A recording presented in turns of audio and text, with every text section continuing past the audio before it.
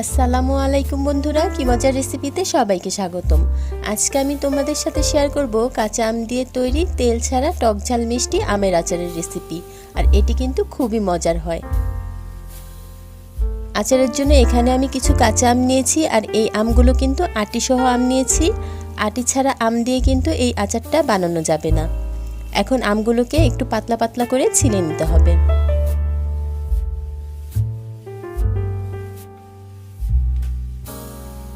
এই তো আমের খোসাটা ছাড়িয়ে আমি আমগুলোকে এরকম লম্বা লম্বা করে পাতলা পাতলা করে কেটে নিয়েছি। আর তোমরা তোমাদের পছন্দ মতো সাইজ করে কেটে নিতে পারো।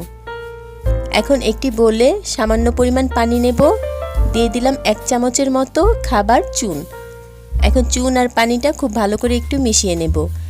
মেশানো হয়ে গেলে এর মধ্যে কেটে রাখা আমগুলো আমি 4-5 ঘন্টার জন্য ভিজিয়ে রাখবো।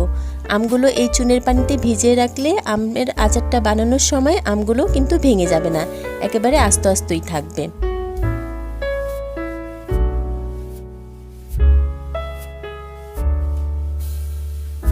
এই তো প্রায় 4-5 ঘন্টা পরে ফিরে এলাম। দেখো আমগুলো থেকে কত ময়লা উঠেছে, কষ উঠেছে, আর চুনের পানিটাও একেবারে কালো হয়ে গিয়েছে। এখন নর্মাল পানি দিয়ে আমগুলোকে কয়েকবার করে খুব ভালো করে ধুয়ে নেব। আমগুলো ধোয়া হয়ে গেলে একটি সুতি কাপড় দিয়ে আমগুলোকে খুব ভালো করে মুছে নিতে হবে, শুকনা শুকনা করে। এরপরে ফ্যানের বাতাসে অথবা রোদে দিয়ে ঘন্টাখানেকের জন্য শুকিয়ে নিতে হবে আমগুলোকে।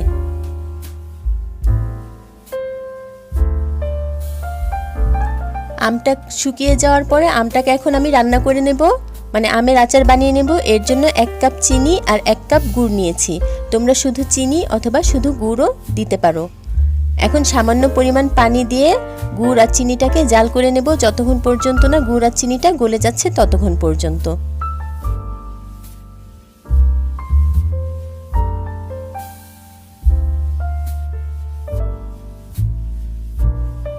এই তো গুড় আর চিনিটা কিন্তু গলে গিয়েছে। এখন এর মধ্যে এলাচি, দারচিনি আর তেজপাতা দিয়ে দেব খুব সামান্য পরিমাণ, আর দিয়ে দেব স্বাদমতো একটু লবণ। এখন এর মধ্যে আমি শুকিয়ে রাখা আমগুলো দিয়ে দিলাম। এখন মিডিয়াম আঁচে আমি আমগুলোকে সিদ্ধ হয়ে আসা পর্যন্ত রান্না করে নেব।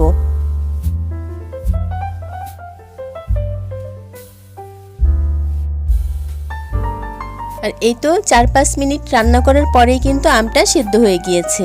আম সিদ্ধ হতে কিন্তু বেশি সময় লাগে না। একটি টুথপিক দিয়ে দেখিয়ে দিচ্ছি আমটা কতটা সিদ্ধ হয়েছে। এই তো দেখো আমটা কিন্তু পুরোই সিদ্ধ হয়ে গিয়েছে। এখন আমি চুলাটা বন্ধ করে এই আমের পাতিলটাকে 8 থেকে 10 ঘন্টার জন্য রেস্টে রেখে দেব।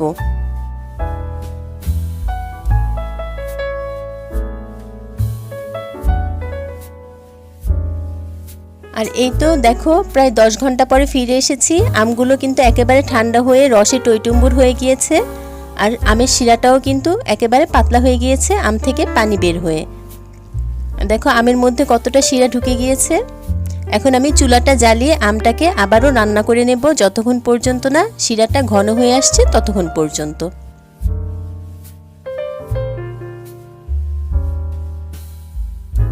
আর এই তো এখানে আমটাকে আরেকটু জাল করে আমি শিরাটা ঘন করে নিয়েছি। এর চেয়ে বেশি আর ঘন করব না। তোমরা চাইলে শিরাটাকে আরেকটু ঘন করে নিতে পারো। আর আমটা কিন্তু এখন আর সহজে ভেঙে যাবে না, যতই নাড়াচাড়া দাও আমটা ভেঙে যাবে না। এখন এর মধ্যে দিয়ে দিলাম 1 টেবিল চামচের মতো সিরকা।